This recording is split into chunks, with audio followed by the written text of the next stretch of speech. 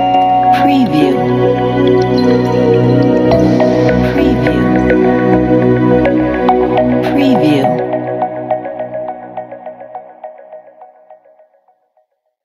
donc journée bi li ko waral du lenn lu dul TDS dafa am benn formation boo xam ne da ko lancé au niveau national ñu ngi ko def fépp ci Sénégal dajale ndaw yi nga xam ne ñoom dañuy yëngu ci wàllu technique bu ñu nee wàllu technique nag dañ ciy mën a jukki yu bari comme antenniste ñi nga xam ne ñoom ñooy monter antenne TNT yi donc ak ñi nga xam ne ñoom ñooy def service après vente yi ci kër yi nga xam ne dañoo am ay télévision tey seetaan ci TNT bi tey nag ñu tànnoon ñu fii ci département bu Mbour man ak sama collègue bii di monsieur Tidiane Ly donc ñu ñëw vraiment fii ci CDEPS fekk si fi tamit madame Sène muy directrice bu CDEPS mu accueillir ñu vraiment defal ñu teraangu ju rëy jox ñu salle ñu defee fi 3 jours yëpp ci formation bi mu nekk loo xam ne liñ ci bëgg mooy ndaw ñi yokk seen xam-xam donc commencé na teyit am na fu mu jëm ñu bëgg a gunge ndaw ñooñu ba foofu mu jëm doo dem baleen fa ñu àndandoo ak moom def loolu tubaab di wax mise à jour donc tey formé nañu fi ay ndaw yoo xamante ne si def nañu ak ñoom loolu ñetti fan yoo xam ne ñi ngi waxtaan ak ñoom bi ci ñeenteel bi ci la ñu def suñu cérémonie de collecture donc jox leen ay test ci li ñu doon def ak ñoom mooy maanaam formation bi nga xam ne doon nañ ci échangeante ñun ak ñoom xool kenn ku ci nekk ndax bi nga fi ñëwee li ñu doon wax dugg na ci sa bopp ndax li ñu fi doon wax yow bi sax résultat yi dina génn kenn ku nekk ñu xam fa sa dayoo toll waaye vraiment am nañu yaakaar ci participants yi parce que li ñu leen doon jàngal dañoo fekk sax ñu xam ko ba pare ñun yombalal nañu liggéey bi wax dëgg yàlla li ci ëppoon solo daal mooy ñu fexe ba ndaw ñi mën a yëngu ci seen activité te duñu ci am benn problème ba tax na kenn ku nekk bi nga fiy jógee jox nañ la benn attestation de participation muy benn diplôme boo xam ne ku nekk dina xam ne métier bi yow am nga droit def ko te it dem nga ci ay formation yoo xam ne ni ñu ko war a defee jàng nga ko ba xam ko war koo mën a def. donc choisiruñ Mbour rek comme ni ma ko waxee tout à l'heure dañu jël régions yeeg département yi mag yëpp temps donc première partie bi ci la ñu nekk nii parce que ñun ñi nga xam ne ñun ñoo leen di former jóguñu rek tànn ñu tamit.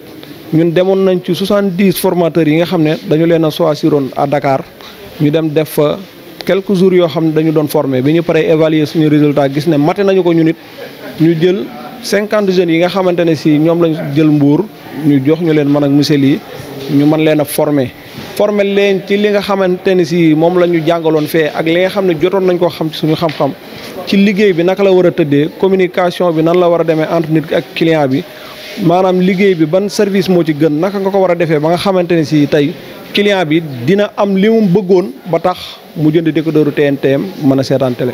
waaw ginnaaw formation bi bëgg nañu fexe ba ñëpp koo xamante ne si tey yow da nga yore ménage maanaam nga yore kër nga mën a am accès à la TNT accès boobu nag état bi jàpp na ci parce que indi na 100 000 décodeurs yoo xam ne da ko bëgg a may famille yi nga xam ne ñoom bëgg nañu seetaan télé mais seen doole mayu leen ko 100 000 décodeurs yooyu nag suñu ko indee tey jox leen ko it bàyyee leen problème suba mu mën a ñëw defal leen maanaam beneen liggéey boo xam ne dina ko laaj pour ñu mën a continuer am service bu baax comme ni ñu koy waxee service après vente loolu moo waral formation bi sax ñu bëgg bu décodeur yi ñëwee ñu intégré ko ci ñi nga xam ne ñëpp tey ñi ngi dégg TNT bi mais amuñu doole yi jot ci TNT bi état bi jàpp na ci donc TDS tamit moom mi nga xam ne moom moo yore plateforme bi nga xamante ne si moom mooy distribuer vraiment tamit jël engagement ak 3FPT donc ñooñu ñoom ñoo porté formation bi ñu doon def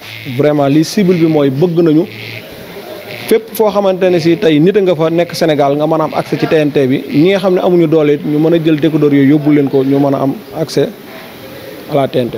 Donc l'attente c'est surtout d'abord une intégration de ce qu'on a vu. Voilà, on voudrait bien que vraiment après ces journées, que ces jeunes qui ont eu la chance d'être formés sur un nouveau métier, les nouveaux métiers de la TNT, puissent vraiment, comment dirais-je, pouvoir utiliser ces connaissances-là dans le terrain.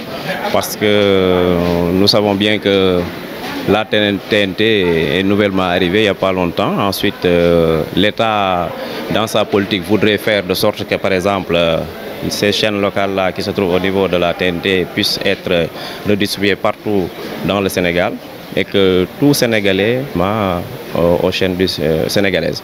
Donc, à travers sa politique, l'État a mis mettra à la disposition des Sénégalais, des ménages, plus de 120 000 décodeurs. Et maintenant, l'issue maintenant de ces formations qui sont au niveau national, donc permettra à ces jeunes qui ont été capacités et accompagner l'État pour la mise en place de ces décodeurs en fait dans les foyers. Les premières cibles étant d'ailleurs les foyers les plus démunis vraiment. Voilà. Bon, je dirais que qu'est-ce que la TDS compte franchement par l'issue, et ça aussi c'est des politiques qui sont définies dans un niveau supérieur. Nous sommes peut-être des exécutants, donc nous attendons les retours d'abord parce que c'est une formation qui a duré quelques jours, il y a eu des évaluations et tout, et tous ces courriers vont remonter au niveau de la TDS, la télédiffusion du Sénégal, et maintenant nous attendons des courriers qui vont venir peut-être ou bien d'autres étapes qui vont être élaborées. La télédiffusion du Sénégal, c'est une infrastructure étatique qui est là pour vraiment gérer tout ce qui est la distribution des chaînes au niveau du Sénégal. Ce qui fait que tout Sénégalais bon teint qui a pu créer sa société de télévision, il y a un cahier de charge qui est là. S'il remplit les critères avec le CNRA, il a la possibilité d'avoir une licence au niveau de la TNT et se retrouver casé dans ces chaînes. Donc, si on veut bien, dans la TNT, présentement, il reste encore de la place. Et il suffit de savoir comment faire pour accéder. Il faut demander. Et après demande, vous attendez une réponse. Et si la réponse est positive, forcément, vous allez avoir la place qu'il vous faut au niveau de la TNT. Revenant sur la formation des jeunes, c'est toujours à bras ouverts que le CEDEPS, en même temps service départemental de la jeunesse, accueille des formations de ce genre. Parce que ça vient bien loti, et surtout avec le contexte actuel de l'immigration irrégulière. Donc quand on nous offre des formations, à cette jeunesse-là, nous, on ne peut que souffler et se dire que ça, c'est une aubaine à saisir, une opportunité à saisir. Et surtout dans le domaine du numérique. On sait que le numérique est un levier. C'est un levier important et performant dans la capture même de la croissance économique. Et c'est aussi des opportunités à saisir pour cette jeunesse-là, parce qu'ils offrent un bon nombre de services, un bon nombre d'emplois, et surtout dans le rempart, pour consister de rempart surtout à l'oisiveté, à la précarité même de l'emploi des jeunes. Donc ici, on a une formation qui vient dans le sens de la valorisation des acquis de l'expérience. Parce que la majeure partie des jeunes qui ont suivi cette formation, ces 3 jours de formation, étaient déjà dans le milieu.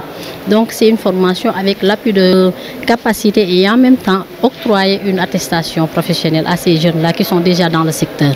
En ce sens, l'État a déjà mis la machine en marche parce qu'on vient tout juste de sortir du programme Hayundaouni. Et c'était un programme d'urgence d'insertion socio-économique des jeunes. Et dans lequel programme, beaucoup de jeunes ont été recrutés dans plusieurs secteurs, que ce soit au niveau du ministère de l'Emploi, de la formation professionnelle, au niveau des secteurs militaires et paramilitaires, au niveau des autres ministères de la jeunesse, surtout avec les services civiques, au niveau du cadre de vie, de l'urbanisme, dans tous les secteurs, dans tous les domaines d'activité, ces jeunes ont été recrutés. Et c'était pour répondre à la demande de ces jeunes, quand ils ont rencontré le président de la République et dire qu'ils n'avaient pas d'emploi, et c'était une raison qui les poussait à choisir la voie de la mer. Et cette voie, on le déconseille à nos jeunes, on le déconseille à tout le monde, même à nos pires ennemis, parce que ce n'est pas la meilleure voie. Il y a des opportunités qui sont là, il y a des opportunités à saisir. Peut-être qu'il y a le manque d'information qui est là, mais il faut aller vers l'information. Si des opportunités sont là, il n'y a pas de sous-métier surtout.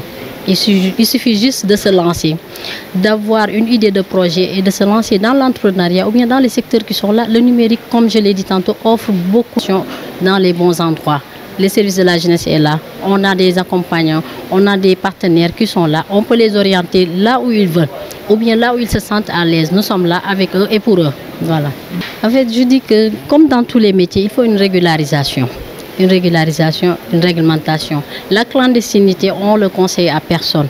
Mais nous, on n'est pas contre l'existence des câbles distributeurs. Parce que comme je disais tantôt, encore une fois, il y a un manque d'emploi criard qui est là. Et c'est des opportunités qui sont là avec le numérique, avec les technologies de l'information et de la communication. Il y a une certaine marge de la société, quelques jeunes qui se sont lancés dans ce secteur-là. Pourquoi ne pas les appuyer? Pourquoi ne pas les accompagner? Il y a les pas qui sont déjà là. Avec la formation, c'est déjà un pas accompagné et surtout à régulariser.